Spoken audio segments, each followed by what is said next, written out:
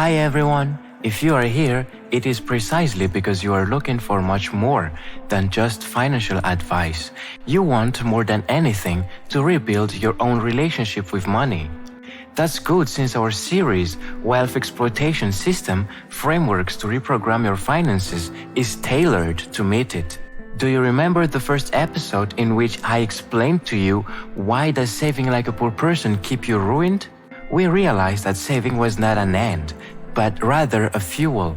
Then, in episode 2, I provided you with an operational manual on how to invest your first $100 step by step, emphasizing habits, not the amount. Very recently, in episode 3, the pivotal phase of this series, we explored the anti-wallet rule. Why do billionaires intentionally invest in their failures first? To emphasize the importance of learning as an asset.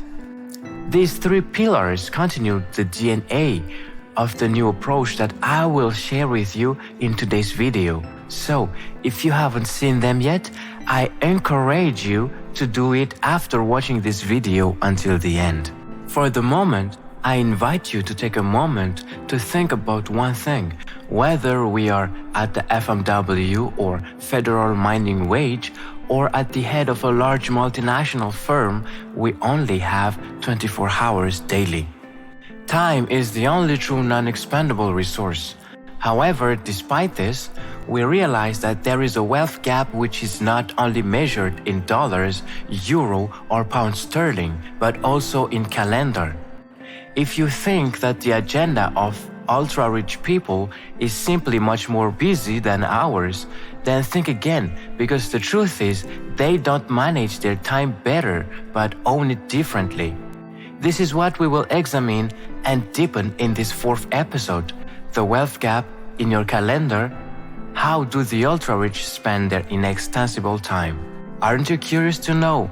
How do people who have empires to govern, philanthropies to sponsor, and dozens of boards of directors to plan everything without collapsing under the weight of 24 hours a day? In this video, let's decrypt their time-based operating system. Many of us reason, act, and live according to a linear model that systematically associates working time with remuneration.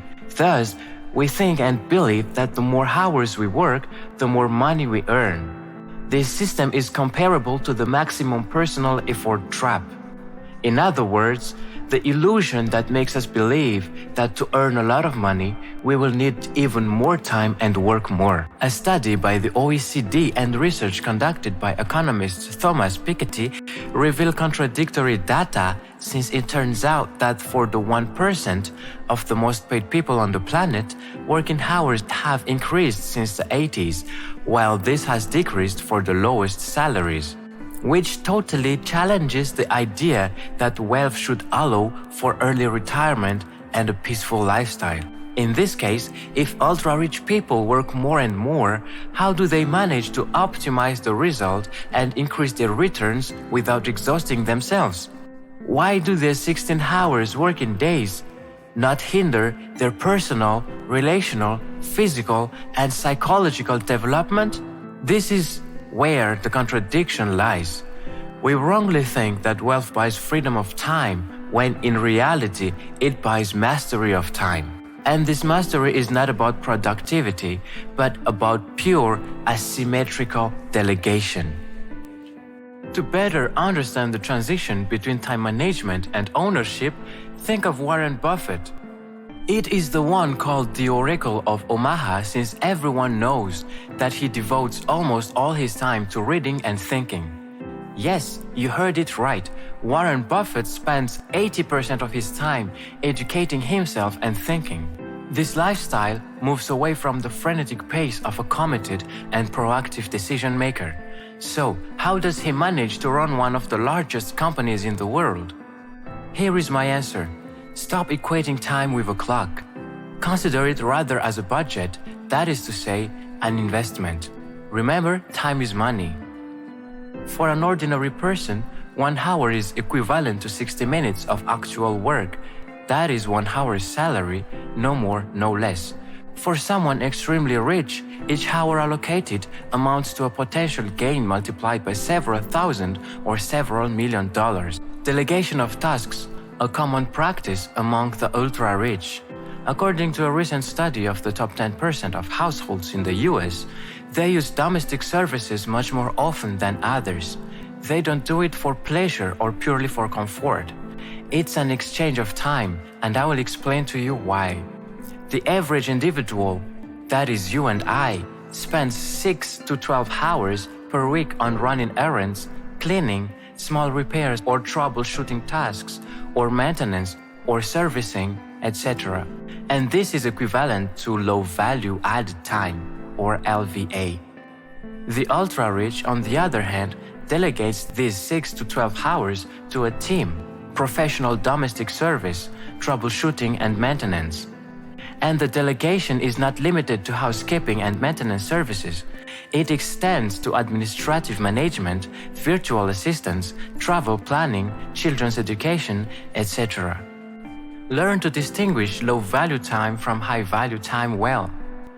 To properly discern low-value time from high-value time, take a moment and then imagine your financial life as a machine. Assimilate the time of low added value to all the time necessary for maintenance and servicing. This time is necessary, but it does not help you move forward. Now, compare the high value time to the design of the new, more powerful, more efficient, and more robust engine. Starting from this observation, you already see the difference between time with low value and time with high value. People who are extremely rich do not have more time than us. They just had the ingenious idea to apply an efficiency filter in their financial lifestyle, and here it is. 1. For everything that is considered a task of low, non-critical added value, it is necessary to delegate, pay for someone else to perform it. For example, file and archive documents manually, respond to thousands of email, etc. 2. For anything that is considered a low value added but critical task, one must outsource with a high level of trust. This is the case for the manual backup of important data, the signature of mandatory administrative documents, the entry of accounting and HR data, etc. 3. For everything that is considered a high value added but not urgent task, it requires a time block for reflection, like Buffett reflecting and educating himself for 80% of his time. For example, development of a new marketing strategy, improvement of the internal process, strategic competitive intelligence, analysis of the overall performance of a firm, etc. 4. For everything that is considered a high added value and urgent task, it requires being personally taken care of and executed without interruption. For example, respond to a strategy client's priority requests, finalize a deliverable for a tender, deliver key products or services, resolve a critical issue that affects performance, etc. Simplicity for more efficiency, the 3 concepts of Bezos. Simplicity is the rule, and Jeff Bezos had understood it quite early. It is moreover on the basis of this rule that he developed his own 2-pizza rule, single-door decisions, 2-door decisions. The 2-pizza rule states that one should never group in a meeting more than one team that can be fed with 2 pizzas, which means 4 to 8 people at most. Thus, we avoid wasting time. Everyone focuses on their respective missions and roles, we gain maximum efficiency. The 2-door decisions are reversible, low-risk decisions that can be made quickly. If the result is not satisfactory, we can step back, adjust the shot, or choose another alternative. This is often the case when one has to experiment with a new way of working in a team, test a new marketing campaign, or promote a product prototype to get feedback from users. Single-door decisions are irreversible and potentially risky.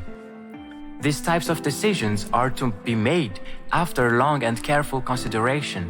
This is the case when it is necessary to launch a new subsidiary abroad or completely change the business model of a company, to permanently delete a service or product, to sign a long-term contract with rigid clauses, etc. The time of billionaires is divided into several blocks of deep and strategic reflection. They are constantly training, reading and educating themselves to focus on non-negotiable activities with high added value. You are going to ask me now how to integrate this concept of time ownership into your daily life to reprogram your finances even if you are not yet a billionaire. If that's the case, then here is the solution. Apply the 4D principle to control time. The extremely rich people adopt this radical system in almost their entire calendar. They apply this principle to all tasks, requests, and meetings that disrupt their time. 1. Decide. It is the time to devote to strategic tasks and reflection tasks that generate an asymmetric performance, that is to say, a small effort in return for a huge potential gain. My advice, start by identifying and sorting which are your golden tasks, that is to say, those that, when perfectly executed, will make all the others easier or even useless. Set yourself at least 90 minutes every morning to refine these tasks by prioritizing them, of course. No emails, no phone or notifications. It's your time, Warren Buffett. 2. Delegate. The billionaires understood very early that time had a price. So if you can pay someone $15 an hour to perform a task that frees you up for an hour to focus on a project at $100 an hour, you're not losing money. You're earning $85. My advice, list 3 repetitive, time-consuming and non-strategic tasks. Find out how to delegate them, then buy your time at a high added value. 3. Differ. Do you really think that all self-reported emergencies are for real? Certainly not. In truth, these are emergencies that others impose on you to pollute your schedule. The ultra-rich perfectly master this kind of intentional no. My advice, adopt the 48-hour rule.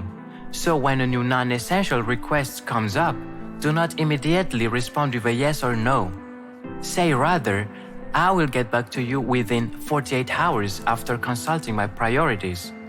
Half of the problems will resolve themselves after 48 hours, and at best, the person will find another solution. Thus, you will filter the emergency and regain control of your precious hourglass. 4. Desire or discuss.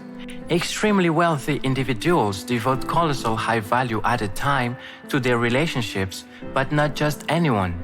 This is high value added time reserved for coaching, strategic networking, family, or a well-privileged circle. My advice, set 2 to 4 hours per week for a highly leveraged activity, coaching someone, meeting a potential business partner, spending time for yourself or with your loved ones. This allows for creation of relational and personal assets that are long-term earning. The principle of 4D that I had just explained is a concrete step to not only manage your time, but also to master it.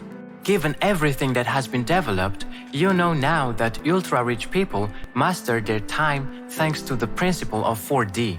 They managed to free themselves from their low value-added time by outsourcing maintenance, blocking strategic thinking and filtering out emergencies. But freedom alone is not enough to guarantee wealth. So, let's ask the essential question. After having freed up their time, where do they invest it? The answer is not necessarily in certainty. Certainly not. The ultra-rich invest in a concept called asymmetric betting. A good decision maker, that is to say, an ordinary entrepreneur, invests his time in high-performance projects. The billionaire, for this part, invests his time in potentially infinite return bets with a measured and hyper-calculated initial risk.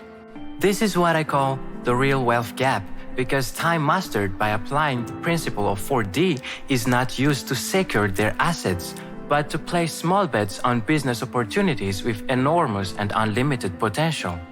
I now draw your attention to the 1% versus 10 times rule. Either you dedicate 100 hours to develop a work that will earn you 1% more per year, or you spend only 10 hours looking for the opportunity, which, if it pays enormously, will multiply your earnings. The ultimate secret is therefore not to better manage time, but to use the time freed up to identify risk asymmetry.